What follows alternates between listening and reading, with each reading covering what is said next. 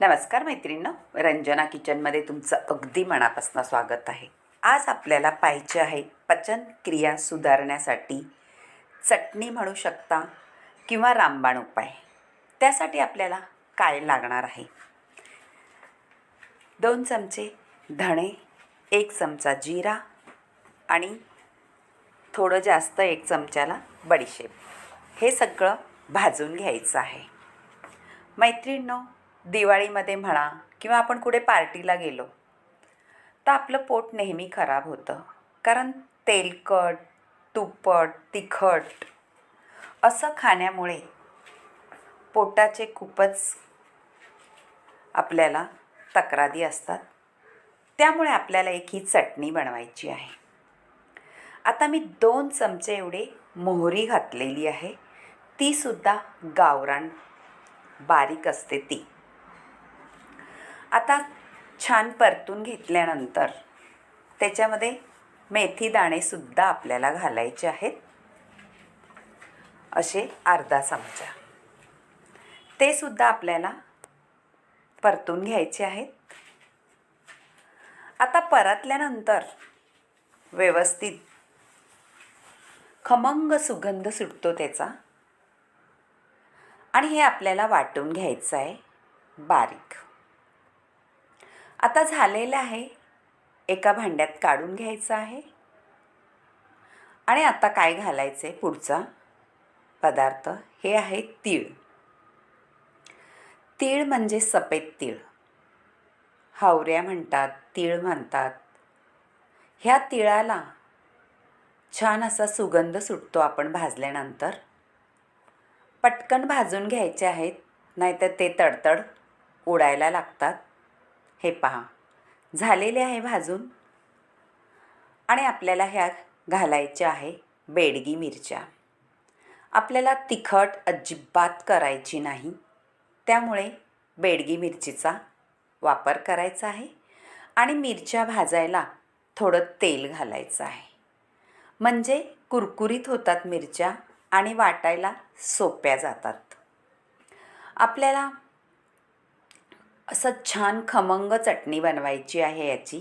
मैत्रिणींनो, नक्कीच पचनक्रियेसाठी ही चटणी उपयोगी पडणार आहे. खूप सारे छान छान पदार्थ याच्यात घालणार आहे मी. ते आपल्या शरीराला फायदेच देणारे पदार्थ आहेत. आता मिरच्या परतून झालेल्या आहेत, हे पहा. तेलामुळे छान खमंग होतात. आता त्याच्यात घालायचं आहे खोबरं.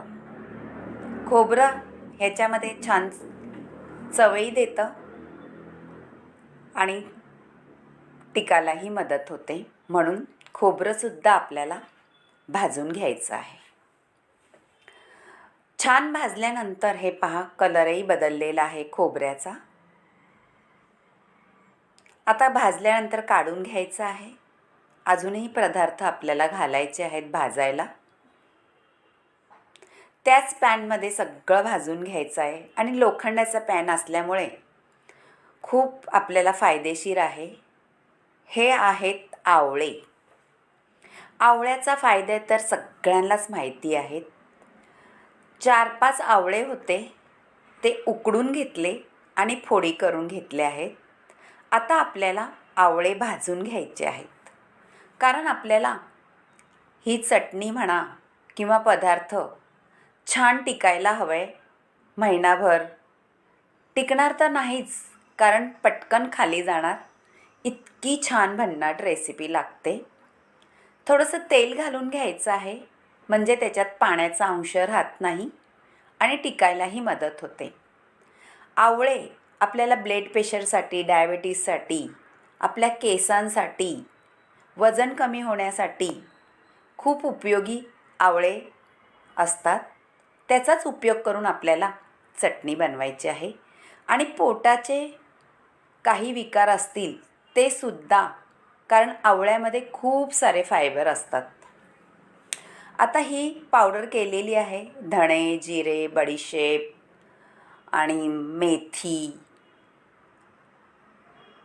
हे सगळं घालून पावडर झालेली आहे. आणि लिंबू, खोबरं, बेडगी मिरची आणि लसूण घालून ते सुद्धा वाटून घेतलेले आहे. आणि आवळे ते सुद्धा भाजलेले आपण क्रश करून घेतलेले आहेत. आवळा म्हणला तर खरंच आयुर्वेदामध्ये त्याला खूप मोठं स्थान आहे. आता आवळ्याचा क्रश आपल्याला लोखंडी पॅनमध्ये छान असा तेल घालून 1 चमचाभर परतून घ्यायचा आहे. कारण आवळे आपण पाण्यामध्ये शिजवले होते, म्हणून अजिबात पाण्याचा अंश न राहता आपल्याला तेलात छान खमंग परतायचे आहे. आता ते परतून झालं का आपलं खोबरं, बेडगी मिरची आणि लसूण हे सुद्धा आपल्याला घालून घ्यायचं आहे परतायला. आता हे पहा, पावडर, धणे, जिरे, बडीशेप आणि मेथी, मोहरी ह्याची पावडर केलेली आपण घालून घेतलेली आहे. ती सुद्धा मिक्स झालेली आहे व्यवस्थित. आता पुढे काय करायचं आहे पाहू. आवळ्याचा ज्यूस तुम्ही सकाळी अनुशापोटी घेतला तर तुमचं डिटॉक्स व्हायला सुद्धा मदत होते. पोट छान साफ होतं आणि आपल्या शरीराला खूप फायदेही मिळतात आवळ्यापासून. त्यामुळे मी आवळ्याची चटणी बनवायचं ठरवलं. कारण आता दिवाळीत तेलकट गोड पदार्थ खूप खाल्ले जातात. पण ही खमंग अशी चटणी तुम्ही ताटात वाढून घ्या 1 चमचाभर. आता मीठ घालायचं आहे चवीनुसार. थोडी गुळाची पावडरही घातलेली आहे 1 चमचाभर. तिचा सुद्धा स्वाद तेवढाच मस्त येतो ह्या रेसिपीला, कारण आपल्याला त्याच्यात लिंबू घालायचं आहे.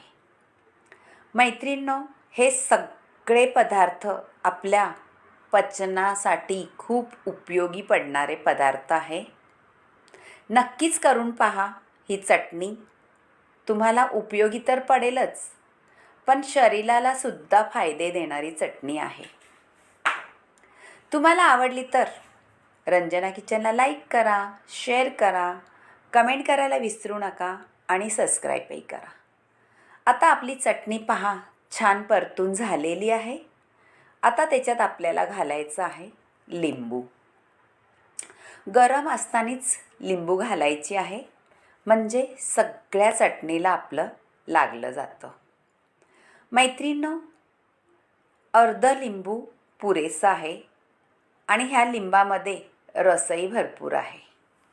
तुमच्या लिंबात रस नसला तर अख्खं लिंबू घालायचं, नाहीतर रसेदार लिंबू असले तर अर्ध पुरेसं आहे. कारण आपले आवळेसुद्धा थोडेसे तुरट आंबट असे असतात, नाहीतर मग आपली चटणी जास्त आंबट लागेल. त्यामुळे आपण गुळाची पावडर घातलेली आहे.